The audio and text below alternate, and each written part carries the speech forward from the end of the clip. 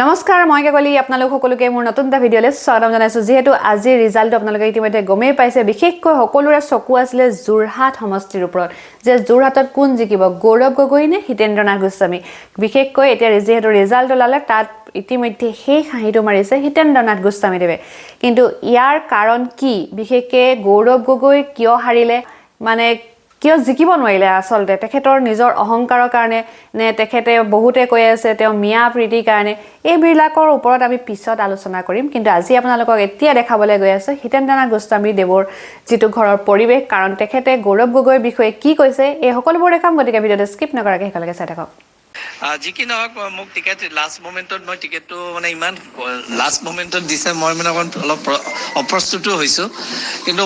মই এইটো জানো যে দলে আমাক যিমানখিনি মোক ভাৰতীয় জনতা পাৰ্টীৰ দলে যিমান আমাক সহায় কৰিছে বিশেষকৈ যোৰহাটখনৰ উন্নয়নৰ স্বাৰ্থত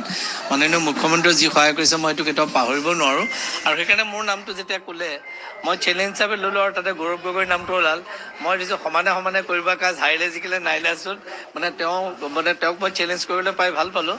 আৰু তেওঁৰ লগত মোৰ পাৰ্চনেল খুব ৰিলেশ্যন একেবাৰে ভাল একো তেনেকুৱা নাই মই এটা ৱৰ্ড তেওঁক খালি কৈছিলোঁ যে জিকিলে আৰু তুমি জিকিলে তুমি চলাবা মই জিকিলে মই চলাম খালি যোৰহাটখন ভাল হ'ব লাগে এইটোৱে কৈছিলোঁ 20 সহস্ৰাধিক ভোটত জিকিছে মানে বহুতে কৈছিলে যে 2-3 হাজাৰ ভোটত জিকিব পাৰে 50-50 বিভিন্ন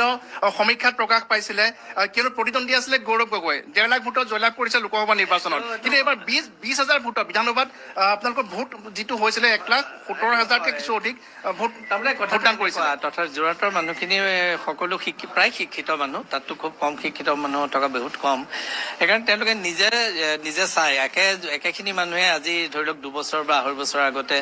আমাৰ যেতিয়া MP ইলেকশ্যন হৈছিল আমিতো ভবা নাছিলোঁ খোলাকে কৈছোঁ যে যোৰহাটত তেখেতে আগভাগ পাব বুলি কিন্তু হঠাৎ মানুহবিলাকৰ চিন্তা চৰ্চাবিলাক থাকে আৰু এই চিন্তা চৰ্চাটো মই উত্তীৰ্ণ হৈছোঁ যোৰহাটৰ যিখিনি ভোটাৰ আছে তেওঁলোকৰ চিন্তা চৰ্চাত মই উত্তীৰ্ণ হৈছোঁ আৰু আটাইতকৈ মোৰ ভাল লাগিছে অন্য নহয় হোলোঙাপাৰ অঞ্চলটো এটা অতি পিছ পৰি থকা অঞ্চল আছিল তেওঁলোকে সেইটো কথা মোক নিজেও কৈছিল আৰু মই হয়তো 2 বছৰ যিমানখিনি পাৰোঁ মই ভোটৰ কাৰণে কৰা নাছিলোঁ সেই দুখীয়া মানুহখিনিক আনিবৰ কাৰণে আপোনাক আমাৰ সম্পাদক পৰাগমণি আদিত্য ডাঙৰীয়া কৈছিল যে হোলোঙাপাৰাৰ নিৰ্ণায়ক ভূমিকা ল'ব হোলোঙাপাৰাত যিয়ে বেছি ভোট পাব তেখেতেই সেই খাকি মাৰিব আৰু সেইটোৱে হ'ল আজি নাই আচলতে তাৰ আগতে আমি 10-12 হাজাৰ লিড ল'লোৱে আমি একচুৱেলি হোলোঙাপাৰ পোৱাৰ আগতে আমি 10-12 হাজাৰ ল'লোঁ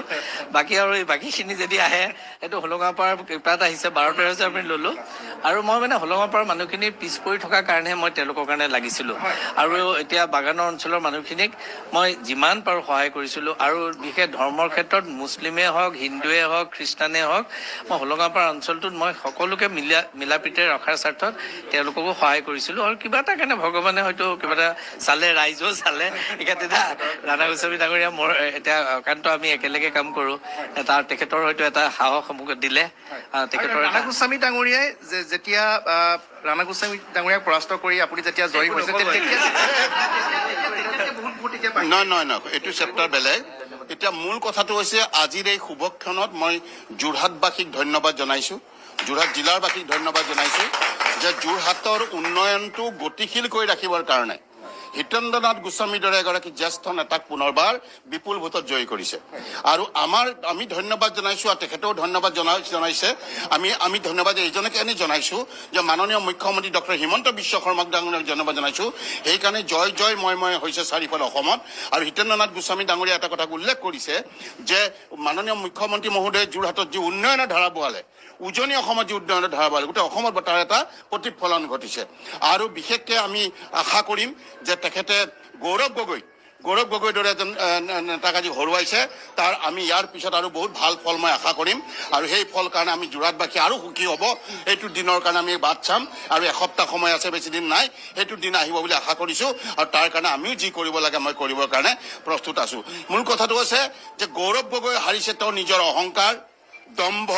নিজৰ ৱাৰ্ডত হাৰিছে আৰু সকলোকে ডাঙৰ কথা মিয়া প্ৰীতি তেওঁ মিয়াৰ প্ৰতি যিটো প্ৰীতি মিয়া প্ৰীতিয়ে তেওঁক হৰাবলৈ বাধ্য কৰিছে তেওঁৰ লগত এতিয়া কেইজনমান কেৱল ধুবুৰী আৰু গোৱালপাৰাৰ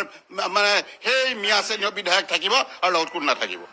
গতিকে হিতেন্দ্ৰনাথ গোস্বামী ডাঙৰীয়াক আমি অন্তঃকৰণে ধন্যবাদ জনাইছোঁ কৃতজ্ঞতা যেন শুভেচ্ছা জনাইছোঁ তেখেত আগবাঢ়ি যাওক আৰু আমি আশা কৰিম তেখেতে